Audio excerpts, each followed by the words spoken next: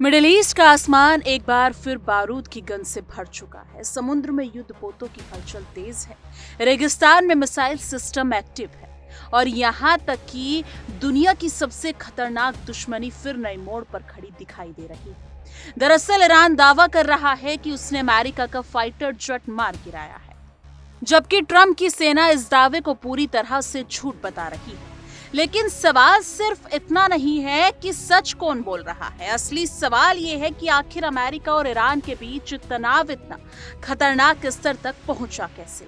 क्या ये सिर्फ बयानबाजी है या फिर मिडिल ईस्ट में एक नए बड़े युद्ध की पटकथा लिखी जा चुकी है? क्योंकि पिछले 3 दिनों में जो कुछ हुआ है उसने पूरी दुनिया की चिंता बढ़ा दी है। अमेरिका लगातार ईरान पर हमले कर रहा है, जवाब में ईरान अमेरिकी ठिकानों को निशाना बना रहा है। हॉर्मुज स्ट्रेट में सैन्य गतिविधियां तेज हो चुकी हैं और अब अमेरिकी फाइटर जेट गिराने का दावा इस आग में घी डालने जैसा माना जा रहा है। आज हम आपको बताएंगे कि आखिर ईरान ने अमेरिकी विमान गिराने का दावा क्यों किया, अमेरिका इस दावे को झूठ क्यों बता रहा है, हॉर्मुज स्ट्रेट में आखिर चल क्या रहा है, और सबसे बड़ा सवाल, क्या दुनिया एक बार फिर ऐसे युद्ध की तरफ बढ़ रही है जिसका असर पेट्रोल डीजल से लेकर वैश्विक अर्थव्यवस्था तक हर जगह दिखाई देगा? क्योंकि इस वक्त सिर्फ गोलियां और मिसाइलें ही नहीं चल रही, बल्कि दुनिया की सबसे बड़ी ताकतें अपनी अपनी रणनीति भी बिछा रही हैं और इस रणनीतिक खेल का केंद्र बना हुआ है मिडिल ईस्ट। दरअसल शुक्रवार की सुबह ईरानी सरकारी मीडिया ने अचानक एक बड़ा दावा किया। कहा गया कि ईरान की एयर डिफेंस सिस्टम ने बूशहर प्रांत के जाम इलाके में एक दुश्मन विमान को मार गिराया है। ईरानी सरकारी टीवी ने स्थानीय प्रशासनिक अधिकारियों के हवाले से कहा कि एयर डिफेंस सिस्टम पूरी तरह एक्टिव था और रात के वक्त आसमान में संदिग्ध गतिविधि देखी गई। इसके बाद कार्रवाई की गई और विमान को नष्ट कर दिया गया। ईरान की अर्ध सरकारी न्यूज के अकॉर्डिंग अगर बात करें तो खबरों को प्रमुखता से चलाया गया और कहा गया कि इलाके में स्थिति अब सामान्य है। हालांकि ईरान ने ये साफ नहीं किया कि विमान कौन सा था, उसका मॉडल क्या था, उसमें कितने लोग थे और सबसे अहम बात, कोई तस्वीर या वीडियो भी सामने नहीं आया। लेकिन इसके बावजूद ईरानी मीडिया लगातार यही दावा करता रहा कि ये अमेरिकी विमान था और उसे मार गिराया गया। लेकिन ईरान के इस दावे के कुछ ही देर बाद अमेरिका की तरफ से जवाब आ गया। अमेरिकी सेंट्रल कमांड यानी कि सेंटकॉम ने सोशल मीडिया प्लेटफॉर्म एक्स पर पोस्ट कर साफ कहा कि अमेरिका का कोई भी विमान गिराया नहीं गया। सेंटकॉम ने दावा किया कि उसके सभी एयर एसेट पूरी तरह सुरक्षित है और ईरान का दावा पूरी तरह फर्जी है। अब यहाँ से कहानी और ज्यादा दिलचस्प हो जाती है, क्योंकि जब दो दुश्मन देश आमने सामने हों और दोनों की तरह से बिल्कुल उलट बयान आए तो दुनिया के सामने सबसे बड़ा सवाल यही खड़ा होता है कि आखिर सच कौन बोल रहा है। क्या अमेरिका किसी बड़े नुकसान को छुपा रहा है या फिर ईरान मनोवैज्ञानिक युद्ध खेलते हुए अपने लोगों और दुनिया को ताकत दिखाने की कोशिश कर रहा है? असल में ये पूरा तनाव अचानक पैदा नहीं हुआ। पिछले कुछ दिनों से अमेरिका और ईरान के बीच तनाव लगातार बिगड़ रहे थे। अमेरिका ने बीते दिन तीनों में अगर देखा जाए तो दिनों में 2 बार ईरानी ठिकानों पर हमले किए। अमेरिकी सेना का दावा था कि ये हमले ईरान समर्थित सैन्य गतिविधियों को रोकने के लिए किए गए, लेकिन ईरान ने इसे सीधी आक्रामकता बताया और चेतावनी दी कि अगर अमेरिका नहीं रुका तो जवाब दिया जाएगा। अब ऐसा लग रहा है कि ईरान उसी जवाबी रणनीति पर आगे बढ़ रहा है। कुवैत में अमेरिकी बेस को निशाना बनाने की खबर हो, हॉर्मुज स्ट्रेट में जहाजों पर चेतावनी फायरिंग हो या फिर अमेरिकी विमान गिराने का दावा, हर कदम यही संकेत दे रहे हैं कि ईरान अब सिर्फ चेतावनी देने के मूड में नहीं और अब बात उस जगह की है जो इस पूरे तनाव का सबसे बड़ा केंद्र बन चुका है, हॉर्मुज स्ट्रेट। दुनिया के सबसे अहम समुद्री रास्तों में शामिल हॉर्मुज स्ट्रेट से दुनिया का लगभग 20% तेल गुजरता है। यानी अगर यहाँ तनाव बढ़ता है तो उसका असर सिर्फ मिडिल ईस्ट तक सीमित नहीं रहता, बल्कि पूरी दुनिया की अर्थव्यवस्था हिल सकती है।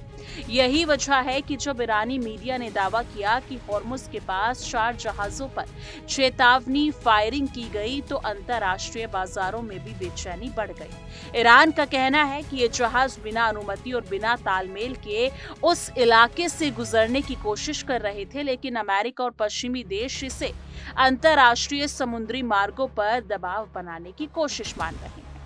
यानी तस्वीर साफ है, एक तरफ अमेरिका चाहता है कि हॉर्मुज खुला रहे और तेल सप्लाई सामान्य बनी रहे, जबकि दूसरी तरफ ईरान इस रणनीतिक रास्ते को अपने दबाव के हथियार की तरह इस्तेमाल कर रहा है। और यही वजह है कि दुनिया की बड़ी ताकतें इस पूरे घटनाक्रम पर बेहद करीब से नजर बनाए हुए हैं, क्योंकि अगर हॉर्मुज में हालात और बिगड़े तो सिर्फ युद्ध का खतरा नहीं बढ़ेगा, बल्कि वैश्विक तेल संकट भी पैदा हो सकता है। पेट्रोल डीजल की कीमतें आसमान छू सकती हैं, शेयर बाजारों में गिरावट आ सकती है और दुनिया की अर्थव्यवस्था पर बड़ा असर पड़ सकता है। इस बीच एक और दिलचस्प बात सामने आई है। खबरें हैं कि अमेरिका और ईरान के बीच एक चैनल में बातचीत जारी है। अमेरिका के उपराष्ट्रपति जेडी वेंस ने कहा कि वॉशिंगटन और तेहरान के बीच बातचीत चल रही है और सीज फायर को आगे बढ़ाने पर चर्चा हो रही है, लेकिन दूसरी तरफ जमीन पर तो कुछ और ही हो रहा है। वो किसी की तरफ से शांति की तस्वीरें पेश नहीं करता, क्योंकि अगर बातचीत इतनी आगे बढ़ चुकी है तो फिर मिसाइलें क्यों चल रही हैं, एयर स्ट्राइक क्यों हो रही है, अमेरिकी बेस क्यों निशाने पर है, और आखिर ईरान अमेरिकी विमान गिराने का दावा क्यों कर रहा है। यही वजह है कि कई रणनीतिक विश्लेषक अब ये सवाल उठा रहे हैं, क्या ये शांति वार्ता सिर्फ दुनिया को दिखाने के लिए हो रही है, जबकि असल तैयारी किसी बड़े टकराव की चल रही है। अब जरा अमेरिका की स्थिति भी समझिए। राष्ट्रपति डोनाल्ड ट्रंप के सामने इस वक्त दोहरी चुनौती खड़ी है। एक तरफ उन्हें दुनिया के सामने अमेरिका की ताकत दिखानी है, दूसरी तरफ ये भी ध्यान रखना है कि हालात पूरी तरह युद्ध में ना बदल जाए, क्योंकि अगर अमेरिका सीधे बड़े युद्ध में उतरता है तो उसके आर्थिक और राजनीतिक असर भी होंगे, लेकिन अगर अमेरिका पीछे हटता दिखा तो विरोधी इसे कमजोरी के तौर पर पेश करेंगे। और यही वो दबाव है जिसने ट्रंप प्रशासन को बेहद मुश्किल स्थिति में लाकर खड़ा किया है। दरअसल दूसरी तरफ ईरान भी इस पूरे तनाव को सिर्फ सैन्य नजरिए से नहीं देख रहा। ईरान अच्छी तरह जानता है कि सीधे युद्ध में अमेरिका की ताकत ज्यादा बड़ी है, लेकिन ईरान की रणनीति हमेशा से अलग रही है। वो सीधे टकराव के बजाय क्षेत्रीय दबाव, समुद्री रास्तों पर नियंत्रण, प्रॉक्सी नेटवर्क और मनोवैज्ञानिक युद्ध का इस्तेमाल करता रहा है। अमेरिकी विमान गिराने का दावा भी कई विश्लेषक उसी रणनीति का हिस्सा मान रहे हैं। यानी अगर ईरान का ये संदेश देने में कामयाब हो जाता है कि वो अमेरिकी ताकत को चुनौती दे सकता है, तो ये उसके लिए राजनीतिक और रणनीतिक जीत की तरह होगा। लेकिन इस पूरे खेल में सबसे ज्यादा चिंता दुनिया को इस बात की है कि कहीं छोटी सी गलती बड़े युद्ध में न बदल जाए, क्योंकि इतिहास गवाह है कई बार युद्ध योजनाओं से नहीं बल्कि गलतफहमियों से शुरू होता है। अगर किसी मिसाइल का निशाना गलत हो जाए, अगर किसी जहाज पर बड़ा हमला हो जाए, अगर किसी अमेरिकी सैनिक की मौत हो जाए, तो हालात कुछ ही घंटों में पूरी तरह बदल सकते हैं। और फिर अमेरिका पर जवाबी कार्रवाई का दबाव इतना बढ़ जाएगा कि पीछे हटना मुश्किल हो सकता है। यही वजह है कि इस पूरे घटनाक्रम पर सिर्फ अमेरिका और ईरान ही नहीं, बल्कि रूस, चीन, इजराइल और खाड़ी देश भी बेहद गंभीर, गरीब और अगर देखा जाए तो नजर से देख रहे हैं। रूस नहीं चाहता कि अमेरिका मिडिल ईस्ट में और मजबूत हो।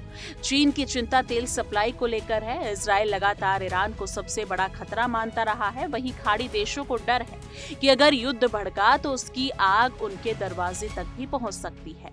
यानी ये सिर्फ दो देशों की लड़ाई नहीं रही, बल्कि पूरी दुनिया की रणनीतिक शतरंज बन चुकी है। तो फिलहाल तस्वीर यही है कि मिडिल ईस्ट में तनाव कम होने के बजाय लगातार बढ़ता जा रहा है। ईरान दावा कर रहा है कि उसने अमेरिकी विमान गिराया। अमेरिका इस दावे को झूठ बता रहा है, लेकिन जमीन पर हालात लगातार खतरनाक होते जा रहे हैं।